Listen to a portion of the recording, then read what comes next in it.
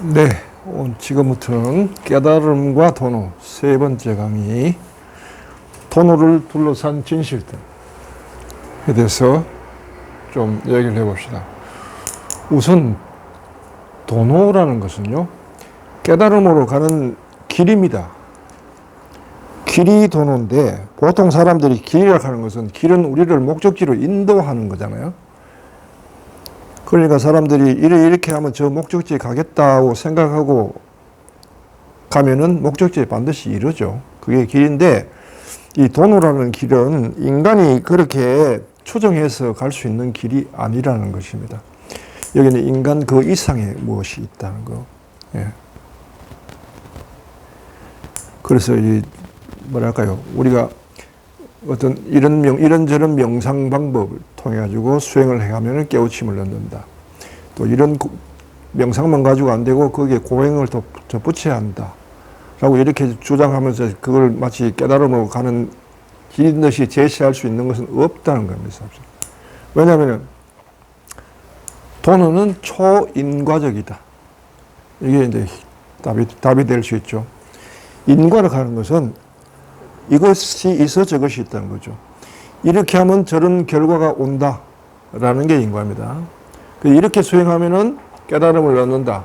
깨달으면 결과를 얻기 위해서 이런저런 수행을 있는데 그걸 하면은 깨달음을 얻는다는 것이 이제 인과적인 수행이에요. 모든 수행은 인과룰을 바탕으로 하고 있습니다. 바탕으로 하지 않으면 그 수행 자체가 되지가 않죠. 이렇게 하면 이런 결과가 올 것이다. 적어도. 혹은 누가 이렇게 했더니 그런 결과가 왔다라는 걸 바탕으로 하기 때문에요. 그런데 도노는 그게 속하지 않는다는 거예요. 이게 언제 어느 때 누구에게 일어날지 알 수가 없는 삶을 통해서 우리에게 오는 하나의 행운이라는 겁니다. 그리고 꼭 수행자라야만 도노하는 것도 아니고요. 뭐 일상생활 가운데서 도노하는 사람도 나오는 겁니다. 해능은 남꾼이었어요. 전혀 종교하고는 관계가 없었습니다. 그런데 그 사람에게 어떤 그런 일이 일어났을까? 본인도 언제 어떻게 일어났는지에 대해서 설명은 없습니다만은 여하튼 그런 행운을 얻은 사람이죠. 뿐만 아닙니다. 바오로 같은 경우에는 전혀 하나님과 거슬러서 그냥 그리스도인들을 때려잡으려고 그냥 가는 길에서 느닷없이 불현듯 하늘에서 빛이 비치면서 하늘의 음성을 듣고 왜 네가 나를 박해하느냐? 누구십니까? 나는 네가 바로 박해하는 그 예수다. 라는 그 체험 때문에 깨달음이 열리고 도노가 열렸습니다. 바오로가 인간을 그리스도인을 박해하는 그것이 원인이 돼서 깨달음을 얻었나요? 전혀 아니잖아요. 이게 안 맞잖아. 그런데 이런 일이 일어난다는 거예요. 삶에서. 이해할 수 없어. 인간의 마음을 이해할 수 없는 거예요. 리저너블 하다가 하는 것은 이것이 있어 저것이 있는, 이게 합리적이라야 되는데 전혀 그게 속하지가 않는다는 것입니다. 내 경우도 보면요, 너는 연애하다가 깨달음 얻은 사람입니다. 그게 무슨 종교하고 무슨 상관이 있어요. 한 사람 좋아가지고 짝사랑하느라고 죽도록 따라다니다가 용케 바르게 판단하고 생각하고 마음을 끊었더니 거리 갔습니다. 물론 그 이제 길은 있죠. 자기 생각을 끊고 마음의 죽음으로 들어가서 자아가 죽고 거듭나는 과정이라 하는 길은 있습니다만은 그것이 계획한다고 되는 일이 아니라는 거예요, 도노가. 그래서 초인과적이다. 라고 이야기할 수 있습니다. 그런 것이 도노고요.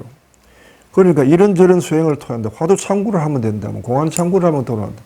뭐 될 수도 있고 안 될 수도 있습니다. 그 사람에 따라서 달라요. 그게. 안 된다고 할 수도 없고 된다고 할 수도 없습니다. 그런가 하면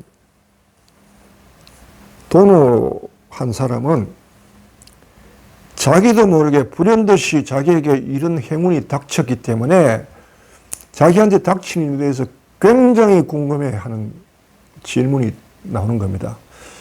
도대체 어떻게 해서 이런 일이 나한테 벌어지는 거지? 나는 이거와는 아무 없었는데 어떻게 해서 나에게 이런 일이 벌어진 거야? 도대체 이 안에 무슨 일이 있었던 거야? 라는 질문이 깨달음 이후에 전개되는 오후 수행의 첫 출발점입니다. 여기는요, 아까 얘기했는데 보조국사 이야기한 대로 깨달은 도노한 이후에 훈습을 닦자, 그걸 없애고 하는 그런 게 하나도 들어가 있지 않아요. 보조국사 글이 이야기한 것은 이분이 종교인이기 때문에 평소 했던 대로 훈습을 닦고 뭐 번뇌를 없애고 하자 하는 그 생각에서 가르침에서 온 거죠. 배움에서 온 거고. 그렇지만 일상생활에서 도노한 사람이 도대체 죄랑 무슨 상관이 있는데요. 그걸 왜 훈습을 뭐 어쩌고 저쩌고 그 사람의 관심은 그게 아니라 어떻게 해서 이런 일이 나한테 일어났는가? 어떻게 해서 이런 행운이 나한테 일어났는가? 어느 날 그야말로 바이런처럼 눈을 떴더니 유명해졌다. 어느 날 빛을 경험하고 난 뒤에 사람이 달라졌어요. 성경을 읽는데 처음 보는 성경이 하나도 모르는 게 없어. 다 이해가고요. 생판 모르는 어떤 신비가된 책들 봐도 그게 무엇인지 이해가 옵니다. 이런 일이 어떻게 가능한가요? 지혜의 눈을 가지고요. 얻습니다. 마치 지혜의 눈을 가는 게 뭘 이렇게 보는 눈이 아니라 하나의 지혜의 내비게이션의 눈이라고 보면 될 겁니다.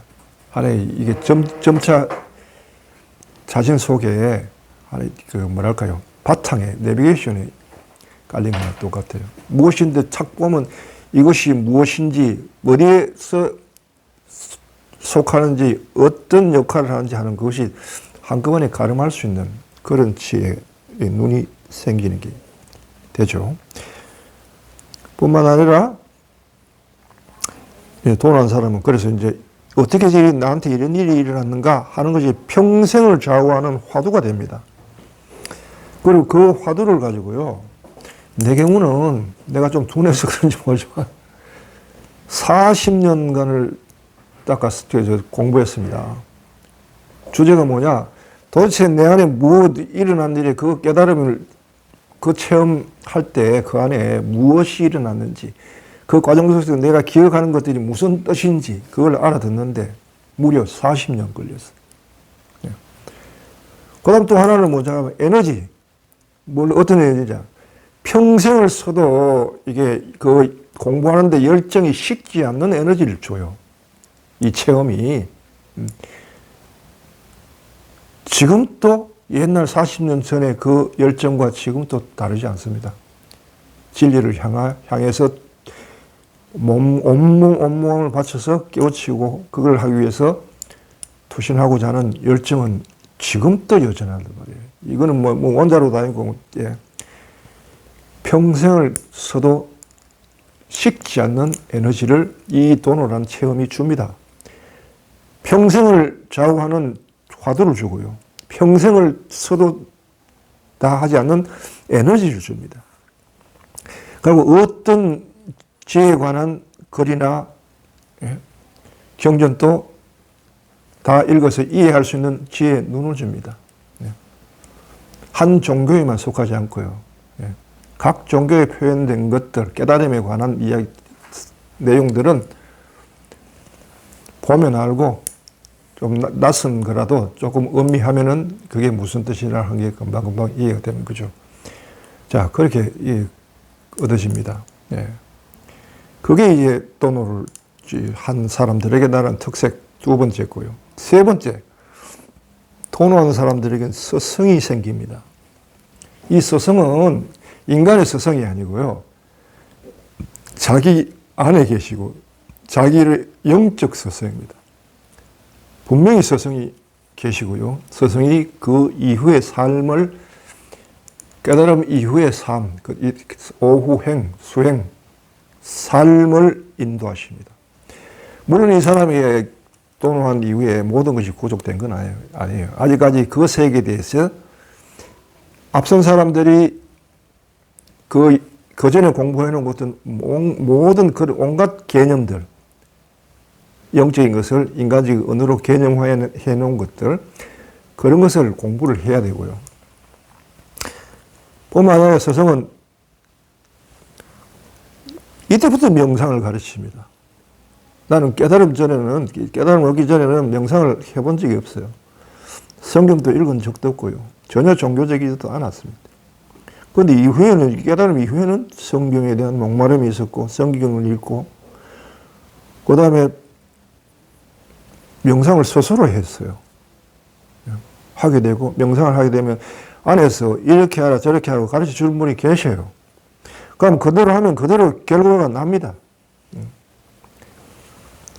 그 다음에 이분이 때가 되니까 나를 또 수도자로 이제 생활을 하도록 수도원을 인도하더구만요. 그리고 그 안에서 2년 동안을 매일을 나를 인도하면서 뭘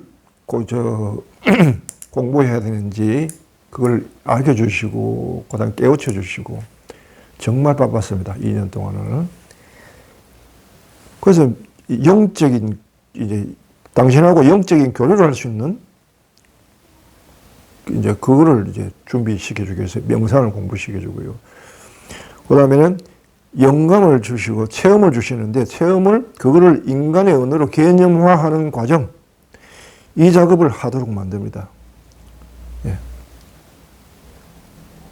그래서 나름대로 이거를 개념화시키는 작업, 이런 걸 이제 가르쳐 주시고, 그 다음 평생을 내가 첫 체험 그거를 계속 회상하면서 그 뜻을 음미하면서 계속 알아가는 그 공부를 줄기차게 해요.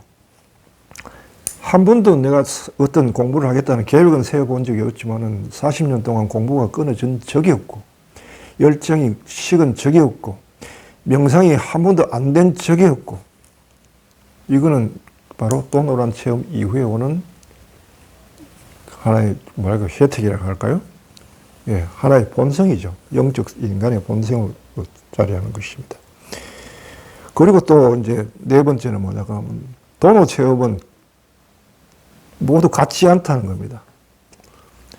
붓다의 체험이 다르고요, 현행의 체험이 다르고요, 바오로의 체험이 다르고요, 이냐시오의 체험이 다르고요. 다 다릅니다. 그러니까 깨달음은 이런 것이다 라고 미리 그려놓고 거기에 맞추려고 할 필요가 없어요. 각자마다 달라요. 양상이 다른데, 물론 보면 알죠. 서로 통하는 게 무엇이다는 걸 알아요. 그게 뭔지를. 그런데 각자의 체험이 다른데 그 다른 체험의 양상 안에는 뜻이 있어요. 도노한 사람들은, 깨달음을 얻은 사람들은 반드시 그 소명이 있어요. 자기의 체험 자체가 어떤 소명을 담고 있습니다. 예. 나는 내가 계속 그 이후에, 그 사건 이후에 계속 공부를 해가다 어느 날, 보니까 내가 예수 그리스도의 삶을 밟아 살아가고 있다는 걸 알았고요. 그분의 삶을 내가 온몸으로 체험하면서 깨달아야 된다는 그런 소명이 있다는 것을 알게 됐죠. 예. 그리고 그리스도를 나는 길이요 진리요 생명이다 하는 이 말씀처럼 당신을 바탕으로 하는, 기본으로 하는 전체적인 깨달음의 길, 인간이 영적으로 태어나고 영적으로 완성되는 그 전 과정에 대해서 나는 배웠습니다. 네. 그걸 위해서 이제 나의 깨달음 체험은 그걸 위해서 내게 그런 식으로 나에게 주어졌던 것이죠. 마찬가지로 이제 부처님의 같은 경우, 석가모니 같은 경우에도 그분의 체험 자체가 또 불교라는 그런 가르치 하나의 제자들을 길러내는 그 체험이 거기에 쓰이도록 하나의 소명감을 담고 있었던 거죠. 소명의 뜻을 담고 있었던 겁니다. 바오로도 마찬가지예요. 바오로 체험 자체가요, 그분이 이방인의 사도로서 자신의 소명을 다할 수 있을 그 뜻을 담고 있는 겁니다. 그래서 바오로는 거기서 나오는 역동적인 힘, 내가 죄인이었는데, 그리스도를 거스르는 죄인이었는데 그분의 은혜로 도로 영적으로 거듭나게 되고 그분의 사도가 되었다는 이 죄인이면서 그리스도의 이시라는 그리스도의 사도라는 이 어떤 자기 아이덴티티에서 나오는 그 역동적인 힘에 의해서 죽기까지 그냥 그 죽는 순간까지 열정을 가지고 포교를 했습니다. 선교를 했습니다. 네. 바로 이제 그런 뜻이죠. 이냐시오 같은 경우는 본인의 체험 자체가 영신술이라는 것을 가톨릭의 선적 수행이라 할 수 있는 이냐시오 영신술이라는 하나의 수행 체계를 만들어냈어요. 그 사람 체험 안에서 탄생한 겁니다. 바로 이제 그렇게 각자의 체험 양상이 뭘 담고 있다는 거예요. 그리고 그 담고 있는 것이 모두 깨달음이라는 전체의 깨달음에 대한 일부분들을 드러내는 역할들을 하고 있다라고 했습니다. 예, 그리고 또 이게 이제 네 번째까지 했죠. 예, 그다음은 이제 뭐랄까요? 깨달음 이후에는 깨달음 자체는 불교로 하면 똑각이다. 서성이 있어도 서성이 영향을 받지 않고 깨닫는 데는 홀로 깨닫는 거예요. 서성도 종교도 명상도 수행도 직접적인 도움은 안 됩니다. 근본적으로 깨닫는 데 원인은 될 수 없다. 간접적인 도움이 될 수 있고 분위기를 잡아줄 뿐이지 홀로 깨닫게 되어 있는 겁니다. 예. 그 다음에 도노 이후에는 어떤 종교와 인연이 발생한다. 이전에는 그랬습니다. 지금은 모르겠어요. 발생 안 할 수도 있다. 뭐, 종교를 요즘 과학이라 하는 또 새로운, 지식을 공부하는, 탐구하는 방식이 또 있죠. 예, 그러나 여하튼 간에 어떤 식으로든지 본인이 깨우친 것을 통해가지고 그 소명을 실천해가는 삶. 그래서 인류를 이롭게 하는 삶에 이바지하는 것이 오후 행위다. 오후 깨달음 이후의 삶이다. 라고 이야기할 수 있습니다. 이렇게 해서 뭐 간략하게나마 전체를 뭐 다 이야기할 수는 없지만은 중요하게 몇 가지 맥락만 잡아서 깨달음 이후에 어떤 일이 일어나는지에 대해서 이제 설명했습니다. 여기까지입니다.